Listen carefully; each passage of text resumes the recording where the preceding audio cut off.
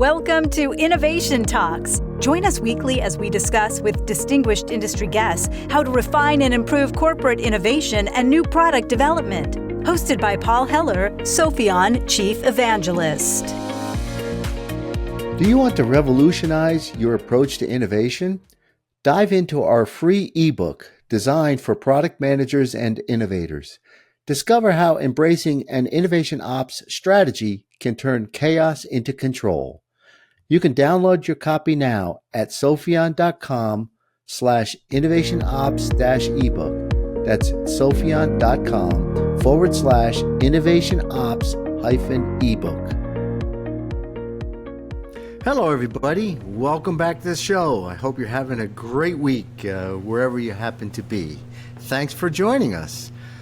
My guest today is Dan Adams, and for those of you who've listened to the podcast for a while, he's been a guest a few times, and he's been actually one of our favorite guests. He's just got such a lot of experience and wealth of knowledge he's been sharing with us. And Dan and I were talking about, hey, kind of what's new, and we'll get into that in a little bit. And we kind of said, gee, we should talk about that. I think our audience would really be interested in it.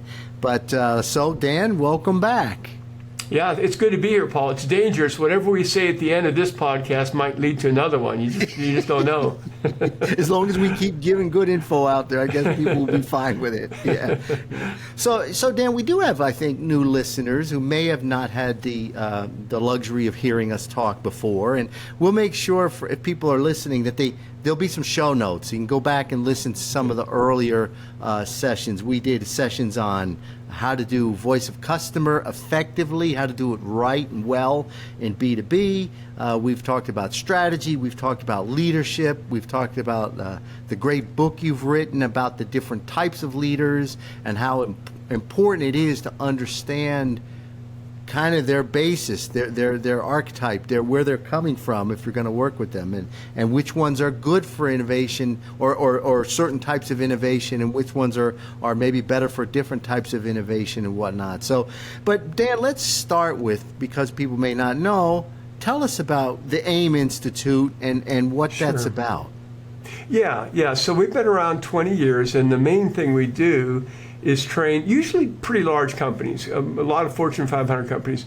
We train them how to go out to talk to their customers, and it's only B2B. We don't do this for consumer goods companies, but we train them how to go out and understand their customers' needs, voice of customer, and specifically we do it for new product innovation, which really is where Sophion's space is. That's why we got to know each other and work together quite often. And so, we train them to go out and do a qualitative discovery interview with sticky notes and project their notes. And then we train them to go back and do a quantitative interview. So the idea is when they finish these interviews in the front end of innovation, they've eliminated almost all commercial risk. Now when they go into the development stage in their stage gate process, they can just deal with technical risk. So we've done that for, as I say, for about 20 years. And over time, Paul, we'd have people say, couldn't we use these great probing questions all the time? We'd say, yes, you should. Shame on us. We didn't do anything, right? Yeah. Well, 2 years ago, we thought, we need to train, because we've developed and fine-tuned a lot of special probing methods for this. We thought we need to start training salespeople and people doing it every day. So we called it Everyday Voice of Customer. So now our focus is really two areas. It's all customer insight, but it's in new product development, innovation space, and it's also in sales effectiveness. So that's basically what we do. Well, it makes a lot of sense. I mean, essentially, if you're in sales, you're trying to understand the needs of the customer, right? The voice of the customer, and a lot of us are trained on different sales techniques and whatnot, but the VOC approach is a really great idea. And in the product one, right? There was an expand and I forget the words you've used. You open it up and you narrow it down, right? That was kind of we diverge. Great point. Yeah. So we consider this customer outcomes is what we're looking for. We didn't come up with that phrase. Tony Olwick of Strategy did. So it could be a problem. It could be something they'd like to see they're not getting. Basically anything that they want to see improved. It's a desired end result. It's not the solution, but it's the outcome. It's what they want. And so what we do with the divergent, or our clients do when we train them, is they're out there getting more and more and more of these outcomes. They're diverging. They're not really prioritizing them yet, but they want to avoid an error of omission, which is failing to uncover an important outcome. Now, once they're done with that discovery phase, then they move into the preference and they do quantitative. Now we're in the convergent phase. And what are we converging on? Well, our clients ask their customers in the quantitative interview, how important is abrasion resistance on a scale of 1 to 10? How satisfied are you on a scale of 1 to 10? And we're hoping to find some outcomes that score high in importance, low in satisfaction, because that's the only thing they might pay a premium for. So that's the divergent, convergent process around customer outcomes. And like I said, if people want to know more about that, check out the previous episodes, because we've covered that territory, I think, pretty well, Dan. But yeah, and by the way, go ahead. Maybe I'll just say, if they want to look it up quickly, it's called New Product Blueprinting, and then I'll just leave it go at that. Yeah. There you go. And so as you've gone into kind of focusing on the everyday voice of customer and the selling, right? Kind of where have you been going? Where do you see that evolving, and what's kind of new in that space? Well, that's been fascinating. So we started these up 2 years ago, and what we found was when salespeople, and also we teach the everyday to technical support and customer service and marketing, but the major audience is sales professionals, B2B sales professionals. And it's really been very heartening when we do our follow-up with them. They say, we're selling more. Oh my goodness, we're selling more than we did before. And we say, yeah, there's a reason for this. In 1988, Neil Rackham wrote Spin Selling, which I know you're very familiar with. He monitored 35,000 sales calls and found that, when you ask good questions, Spin sells for situation, problem, implication, needs. When you ask good questions, you sell more. And then the Challenger sale came out in 2013, and it said the same thing, challenge your customer with fresh thinking, ask these great questions. And then we did some research just 3 months ago and saw a very strong correlation between those with strong probing skills and beating their sales quota. So when you ask the question, well, why would asking questions about the customer's world, why would it matter? I think there's several reasons. First of all, if I'm a salesman and you're my customer, Paul, if I know what your problem is, it's really on your mind, I pull out the correct glossy brochure and tell you the right thing, right? So that's the first thing.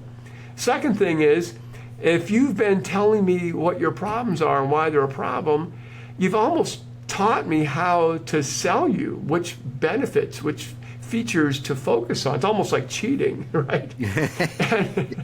and then the third thing is, people love to work with people who are interested in them. Correct. So it's like, really, Paul, you're fascinating. Tell me more. Hey, I like this Adams guy. So those are the reasons asking good questions actually do lead to more sales. Yeah.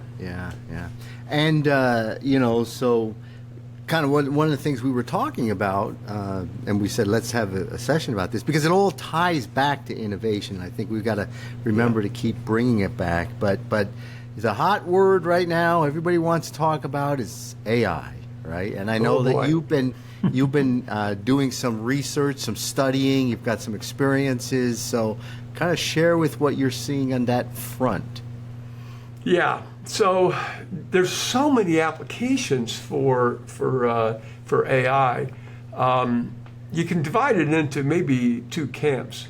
By the way, I don't know if you ever heard about this, but there's two types of people in this world, Paul. Those that divide into groups of two and those that don't. So you know which group I'm in, right? So you can divide it broadly into: is it going to drive revenue? Is it going to help me grow? Or is it going to improve my operational efficiency? And there's all kinds of great reasons to use AI.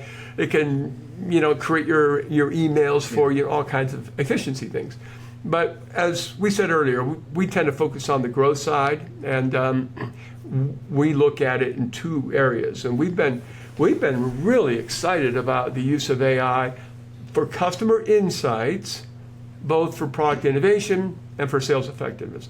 And maybe I'll kind of go chronologically and tell you the first one we got into, if that's okay. Yeah, perfect. So when we do those discovery interviews, or our clients do them, you picture a screen in a conference room or on a Teams or Zoom call. It's got about a dozen digital sticky notes on it, okay? And then during the interview, if you're my customer, Paul, what other problems you have? And you go, oh, I'm having a problem with this, Dan. So, one of my colleagues is typing on the sticky notes, and then I'm asking, when's that happen? Where does it happen? Tell me more. So using our probing methods, we call it what, why, clarify. Now, those discovery interviews, we generally recommend our clients go out and do 6 to 10 of those in their target market segment. And usually when they do that, they don't have an error of omission. They've got all the outcomes. Still have to prioritize them, right? But they're okay. But it's a slow process trying to get people to do these interviews. And we've known for a long time, and our research supports this, that the critical interviews are those quantitative preference. Because then you know for sure, right? No more wishful thinking, confirmation bias. But you got to get through these discovery interviews, and it can drag out for months, right? So here's what we did last year. We launched it last November. We have a little button on the discovery noteboard that says AI. So now you can interview ChatGPT and ChatGPT-4. And so you tell it, what the problem is. I make hydraulic cylinders, and I'm going to go visit Caterpillar to talk about front-end loaders. Okay. Well, you don't need Caterpillar. Just I make hydraulic cylinders. They're being used in front-end loaders. Yep. And then you hit the button, and you can ask for 10, 20, 30, 40, 50. And I'll, within 30 seconds, you got 40 sticky notes. So, but are they any good, right? This is the question, right? So I took 10 of the teams I was personally coaching, that I was pretty familiar with, and had them send me their outcomes, their best outcomes that they were taking into preference. It's usually 10 or 12 outcomes, okay? And I said, okay, it's the holidays, it's over Christmas. I'm just going to see if AI is finding the same ones they're finding. And what I did is I did 2 AI runs. Sometimes you can change the job executor, a design engineer, or a marketing person. I would just run 2 of them. And then I would ask for 10 problems, 20, 30, 40, 50. Right? So I did 10 AI runs on every one of these projects. And I was getting consistently 60 to 80% of the human-generated interviews that had taken months and months and months to get. Yeah. Wow. And what I found is if you only ask for 10, they're kind of high level. But if you get down to 30, 40, 50, man, there are very good specific outcomes. And so now we've instituted something we call 90-day blueprinting. And instead of taking months and months and months, we say, let's run AI. Now let's interview your own salespeople. Let's do a small number of human interviews in discovery. And in month 3, we'll get right into preference. So it's been a huge accelerant to the entire voice of customer process for B2B. Wow. Just that one simple AI addition. Yeah, it's fascinating because, and you had because you've been doing this for so long, you have a rich set of experiences. So to know that you could benchmark that against real effective voice of customer type of research and say there's this high correlation is fascinating, isn't it? Well, it is. And what we've taken to doing is we run this by the teams then. Is this what you were expecting? And so now in our workshops, we didn't do this at first, we were a little nervous, okay? So we do public workshops twice a month, right? And so we were just going to go ahead and put in a fictitious one, hydraulic cylinders for a front end. But now what we always do is we say, okay, I want one of you to tell me one of your products. It's in the public domain, and we're just going to try this out. So somebody goes, yeah, we make hot water heaters for commercial office buildings. Great, let's put it in there. I had one the other day. I won't divulge what it was, but the guy, after he gave it to me, goes, oh, that's too specific. He said, let's do more general. No, let's try it with a very specific one. And every time it blows them away. I have not had a team, I've probably done this 30 times now, have not had a single team go, no, it's not what we're hearing. It's pretty impressive. Wow. And would you say this is on, because we're, again, the theme of reducing commercial risk, right? Are we on the divergence or the convert? We're in divergence at We're this point, diverging. right? Yeah, we're diverging because we don't want to miss anything. Now, here's what's interesting. I thought about this afterwards. I thought 60 to 80% is good. If it would have been either 0 or 100%, I would have been disappointed. I would have been disappointed at 0 because it's worthless. And I would have been disappointed at 100% because we would have been put out of business because you don't have to interview humans anymore. So it worked out pretty good. But here's the thing, Paul. We don't know how to solve this one. So if a listener figures it out, have them send me an email. The prioritization. We think we still have to go that quantitative second round of interviews and get with the major decision makers and influencers and say, how important is this? How satisfied? We don't see a path right now for AI to do that for us. Yeah. And maybe that's a good thing. Maybe that's a good thing because at some point, Chat GPT-4, whichever, it's dealing with the known. And how do you get, especially if you're doing voice of customer, and maybe this is the other 40%, right? The unknown, the things that aren't in the public domain, or the things that the customer is thinking about doing, hasn't embarked on it yet, but maybe is going to buy from you to enable them to do something really new, right? That has to come from them themselves, their people, right? That's the 20 to 40% that we're not picking up with AI. And sometimes that's the most valuable. Right? So what this does is it speeds the process up. It gives you a safety net. The other reason we find it quite useful, it's a training tool. So before we go out with a new team and say with live ammunition, try this, we have 30 outcomes. How would you probe on that one? How would you probe on that one? So it's a great training tool as well as to get that background. I think so, yeah, especially if you're in an area maybe you don't have a lot of experience with, or I think it's great. Have you found if you put in a customer's name, and maybe this is now getting away from the product commercial risk, but maybe more towards like the VOC at the selling point. If you put in a company name, maybe something that, do you get? Yeah, we haven't actually. We haven't yet. But we have on the sales side of things put in company names. Now, what we have done, though, is we put in the job function. So it's really interesting. If you make a product that goes into, automobiles or EVs, for instance, okay? If you say your job executor is a design engineer, versus the safety engineer versus the HS&E person versus the marketing person, you will get quite different sticky notes coming out. Wow. So different vantage points within the company are quite interesting for us. Yeah, that's fascinating because, at the end, if you're selling a product into design, and it's different than if you're selling it into the safety and health, right? That's really interesting. Yeah. If I can, there's one other reason why we don't think human interviews are going to go away very soon. In B2B, some B2B companies sell to thousands of people, right? Maybe they're making nail guns for home building or farmers or something. And so the engagement isn't that important. They're not trying to influence all of them. But a lot of B2B companies have concentrated markets. There's only so many automotive producers or airplane makers or whatever. Yeah. And so when you're in B2B, you have to ask the question, what's my objective? Obviously, insight is one, but the other one may be engagement.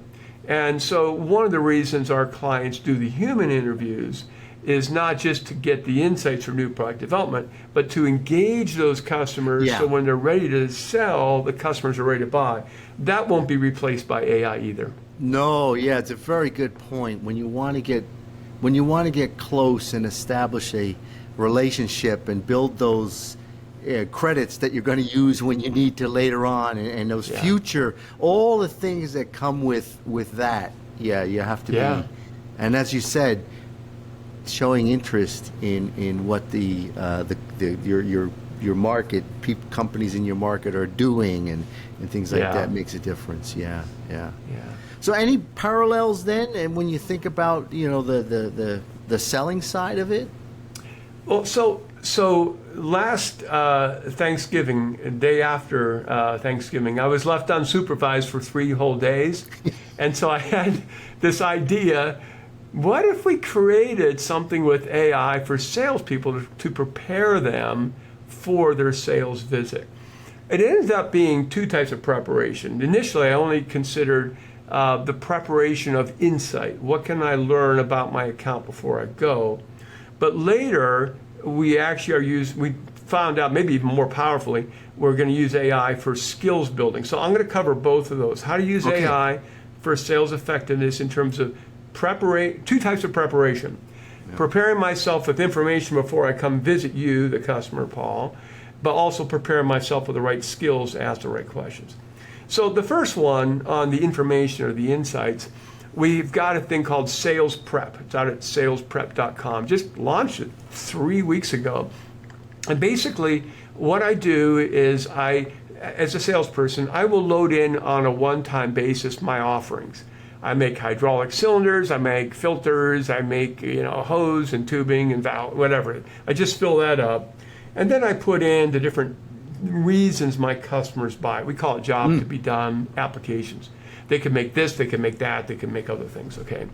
So I load that in once. Then every time I go visit a customer, let's say it is Caterpillar, I will go ahead and say, I'm going to visit Caterpillar, and I'm going to talk to them about hydraulic cylinders for bulldozers, okay? I just put 3 pieces of information in. I hit the button, and then I have to wait less than 60 seconds. And then here's what I get, a 5-part report. The first part gives me the latest news on Caterpillar. That is not AI generated because AI only scrapes every year or so. Okay, so that's different sources, but latest news. So, and then it gives me market trends, common problems, process steps, and company overview. And it's a pretty extensive report. I can decide what I want in and what I want out of it. Yeah. Now, how does that help me during a sales call? So I've got this report, I studied it a little bit. There's all kinds of ways we're finding it's helpful. One is it gets me out of my world into the customer's world mentally. I've got a mindset, I'm thinking about them and their world. Number 2, I have some icebreakers. Hey, I see you guys just acquired this company. How does that affect you? I see you have a new vice president. So now I have, instead of, hey, I was passing through town and thought I'd stop by, right? So I've got these icebreakers here, right? Yeah. So, and then market trends. Hey, we've been watching this market trend. What's your opinion of that, ma'am? Yeah. And then I've previewed the common problems that they have. So now I'm listening. We don't recommend you jump in and go, hey, you have a problem here? We go, listen, ask, suggest. First, listen for problems. And when you do, you go into the what, why, clarify, probing. Then ask, oh, you mentioned this. Is that a problem for you? And then finally, third, this is a little later on in the interview, hey, we were wondering, is this an issue for you? Yeah. So, and then process steps. What are all the process steps that they have to go through? Finding the right hydraulic cylinder, speccing it, ordering it, all those steps. And when that comes up, we say, is there anything you want to see done faster, better, cheaper in these steps? Right. And then, so all of those things help me prepare. The Challenger sale, that very famous book, said if you can challenge them with fresh thinking, this gives you the ability to do that. Yeah. So that's basically the last part, company overview. I'll only use that if I'm doing business development and I don't know this customer. Yeah, right. For the most part, if you're going to the same account, Caterpillar, over and over, you don't need that. But the other 4 are quite useful. Yeah, that's fascinating. I'm thinking a challenge that I think all of us in business are having, no matter what business you're in, is bringing new people into the business, right? They don't know the business, right? And it's always the challenge of how do they come up to speed? How long do they come up to speed? And it doesn't matter whether it's people who are selling or marketing or people on the product side, right? We all need to hire the next design engineer or the next, whatever, right? And these people, we need them to be, brand managers and whatnot, we need them to be effective, right? Yes, And skillful. historically, it takes years. It seems Yes. like with some of this technology, they can come up to speed a lot faster. Well, that's exactly right, Paul. And that actually takes us to the second thing for sales, the skills building. Yeah. So this research we did, it's called Voice of Customer for Sales. We did it about 3 months ago, and we had just about 400 responses. And there were some really interesting results. One was there was a very strong correlation between people who have strong probing skills, asking good questions, and their sales performance. So that wasn't a big surprise. The second one was interesting. We saw when you compare people who've been at this for over 3 decades to people who've been selling for less than 5 years, we absolutely saw that their probing skills got better. They picked this up somewhere along the line, okay? Yeah. So we thought, well, maybe it's because of the sales training courses, because there's some wonderful sales training courses out there. Absolutely. So we asked, how many sales training courses have you been through? And we took the group of 3 or more, and we compared them to the Zippo ones. They hadn't done any sales training. No correlation. So Really? Yeah. yeah. So the traditional sales training course aren't, I'm sure they're Yeah, that's not good news. Yeah. no, and I want to be really careful because, Yeah. those broad spectrum training courses, they have so much to teach. Negotiating Absolutely. skills and handling objections, and Yeah. it goes on and on. And I think, I believe they are making a difference. Absolutely. I But agree. when it comes to behavior change, when it comes to asking questions, no, it's not happening. So let's go back to our Everyday VOC workshop. So we do this workshop. It's only 4 hours. We have a whopping 1 hour where we have coaches go into little Zoom breakout rooms and they practice with people. And then we do a little coaching afterwards. Is that really enough to change behavior? In some cases it does, but the person's got to be pretty motivated. So here's where AI comes in. And this, of everything we talked about, this might be the most exciting for me personally. So we developed an AI guide. We call her Claire, okay? And so when you go out to sales prep now, you're going to take some e-learning and you're going to learn our what, why, clarify. You ask what questions. Can you describe it? When's it happen? Where's it happen? How often? You move to your why questions. How does that impact you? Then you move to your clarify, which always begin with the verb.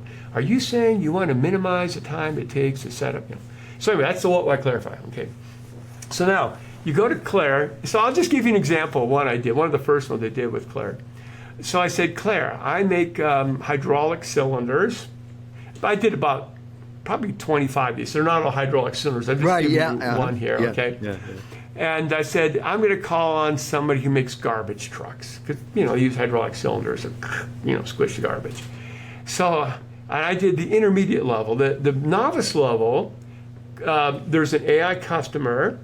There's a salesperson played by AI, and then Claire gives advice. So you don't have to do anything on the novice level. Just watch. On the intermediate level, there's an AI customer. I am the user, the salesperson, and Claire's going, "Psst, that was a good question, but next time, okay?" And she helps all the way through. On the expert level, Claire just sits there the whole time while I interview the customer. And at the very end, she goes, "Oh, here's how you did. You should do more of this and more of that." Fascinating. Yeah, so I'm doing the intermediate with her, and I go, "So Claire, what kind of problem?" Or no, I'm sorry, customer, what kind of problems are you having? And the customer says, "Well, he's going through a bunch of problems, and one of them was, well, you get leakage on the cylinder." And I said, "Okay, well, what kind of leak?" And then describing it. And I said, "Well, what causes the leakage?" "Well, sometimes there's grit particles." I'm thinking, I'm just going to keep pushing this, Right. "Well, where is the grit particles coming from?"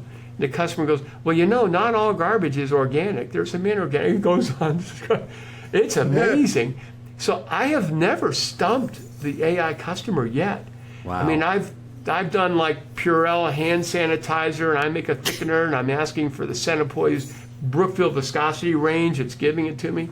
So Wow. it's really almost scary how well it emulates the customer in any setting. Now, for a while, we were struggling with Claire, but we finally figured out the right prompts. And now Claire does a great job of saying, "That was a good what question, ask more of this, try this." Wow. And this is a little embarrassing, Paul, for me to say this, but I've been through it many times. And I developed this method, right? So I should be good at it. There's been many times where I go, oh, I'm thinking of a question and go, oh, I like Claire's suggestion better than what I was going to do, so I'll use hers. You know? So here we are. So here's the question that we haven't answered yet. Are we on the cusp of a major way of changing how we train people and coach people? Yeah. Right? Yeah. I mean, up till now, it's all been synchronous. You got to have a coach sitting in a Zoom room or in a workshop with you. That's the only way of doing it. It's very costly. It's not terribly convenient, okay?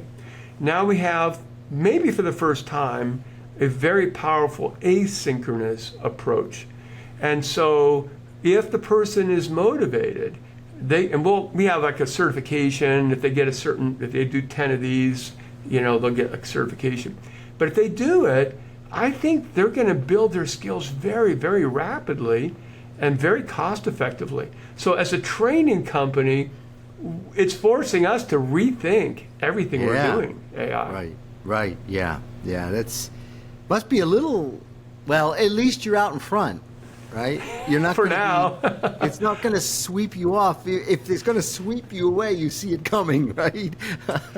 Yeah, we'll be able to panic before the rest, You might disrupt yourself, right? Companies disrupt themselves, and that may be what happens here, right? Exactly. We have to change. When the technology is there and it benefits our clients, we have to change. Yeah. We're not sure, we don't know the answer to this question. We have an independent sales prep website where they can simply go there, sign up, and they can just do all this on their own. We've never done that before. We've always insisted people come to our workshops. Right. And we'll still do the workshop. So here's what we think is going to happen, but we don't know. We think there's a certain slice of the population, let's say salespeople, maybe 10%, who are self-motivated enough to go out on their own, take the e-learning, download the reports, do the sessions with Claire, and build their skills. But we think after that happens, they'll go to their boss at their company and go, we need to do this. And probably the other 90% won't do it on their own. That's where we'll have to have a workshop to kick the thing off. Sense. Yeah.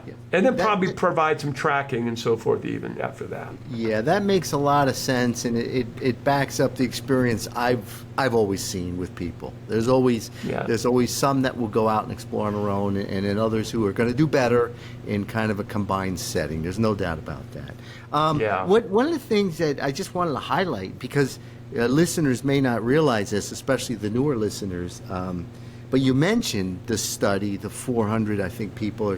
One of the things that you do, and you've always done, is these aren't just, Dan's ideas and you go with it. You do these studies, you do this research. There's a lot of work, a lot of different types of research that you've done, and I've always admired that because, that gives it, that makes it real. It's not just made up stuff here. So I really wanted people to know that that's one of the things your company does.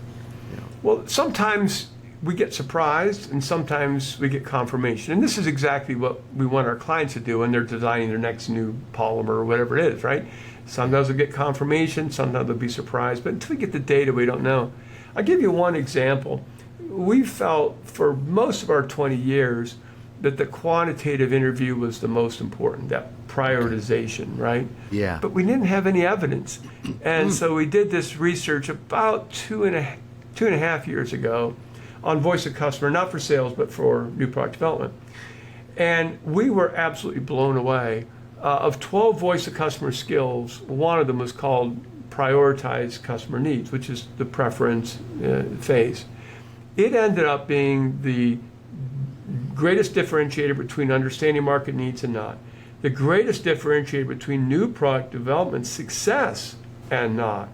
The thing that improved the most with training, the thing that people wanted to improve. It was like, it just blew me away. There were like 5 things, that one voice of customer skill came out at the top. So that was confirmational. So we needed that instead of just waving our arms saying we think this is the most important step. We now are able to tell people, if you're really serious about boosting your new product development success and you're not doing quantitative interviews, I've got good news for you. You have huge upside here. So the research helped us with that. Yeah. Good. Dan, as always, these conversations with you are really. I just love these conversations we have. Did we miss anything, kind of, from maybe some of the points you wanted to make, or did we kind of hit it all? We hit the main points, but we just feel like our AI journey is starting. Yeah. Okay. Right. So there are so many things that we've been using the same software development firm now for 13 years, and they're amazing. Vayner Systems. If anybody wants an introduction, let me know, because they'll work for other people. But they've never, in those years, we've never had this happen. I've never gone to the owner and said, "Can you do this?" and have them say, "No, I don't think so." They always can do it. So we have this huge backlog of all these AI things we want to do now. Right. But I'll just give you an example of some of them. In our new product blueprinting process, there's a beginning step of secondary market research. AI is going to be doing that for us. There's going to be the ability to summarize the notes after an interview. Yeah. AI can do that. We have trigger maps, like a trends map that will stimulate new thinking on the. AI can do that. We have this massive knowledge center with over 200 articles and 31 e-learning modules, but people can't access it very well. Well, we're going to have a digital twin that they'll be able to ask them. And so it just kind of goes on and on, all the ways that we see AI being incorporated. So that's exciting for us. Yeah, that is. You're way out in front, so that's really cool. I think, two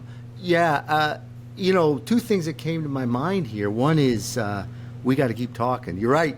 Here we are at the end saying we need another one. Maybe not right now, but this space is moving, and you're moving so fast. I would love to keep exploring kind of as this evolves with you.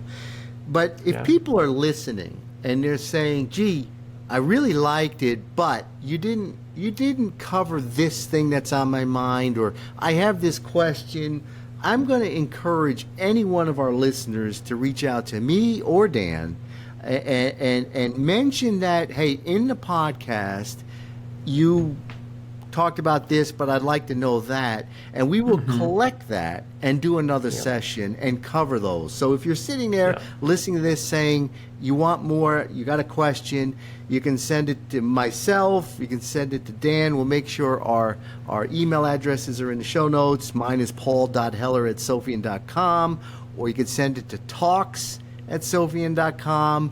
Dan, why don't you give me your email address? Yeah, dan.adams@theaiminstitute.com. And to build on your comment, Paul, there's a couple of AI gurus I'm working with. They're just amazing. So if people have some questions on AI, there's a good chance I'll say, I don't know, but here, talk to my buddy Rolf or my buddy Amir. So there you go. Yeah. Great. Well, Dan, a lot of fun. Really appreciate this. We'll be talking again real soon, I'm sure. But thank you for sharing this great information, this whole new world that you're seeing, and how it's improving, reducing even further commercial risk around new products, or it's helping be more successful at getting those products sold and out in the market. Right? It's all about products. Yeah. So appreciate it. Yeah. Well, thanks for having me on, Paul. Always a pleasure. Really enjoyed this. Hope you all enjoyed that. That is a lot of fun to talk to Dan. Again, please reach out to us. We're happy to do more of this. And I wish you all a great week, everybody. Take care. Bye for now. Thanks for joining us this week for Innovation Talks with Paul Heller. If you enjoyed the show, please like and subscribe on Spotify, Stitcher, Apple, or wherever you listen to podcasts. For additional information on today's topic, check out sopheon.com, SOPHEON.com, where you will find plenty of innovation-centric content and corporate best practices. If you'd like to discuss anything with Paul or would like to get in touch with the show, email us at talks@sopheon.com.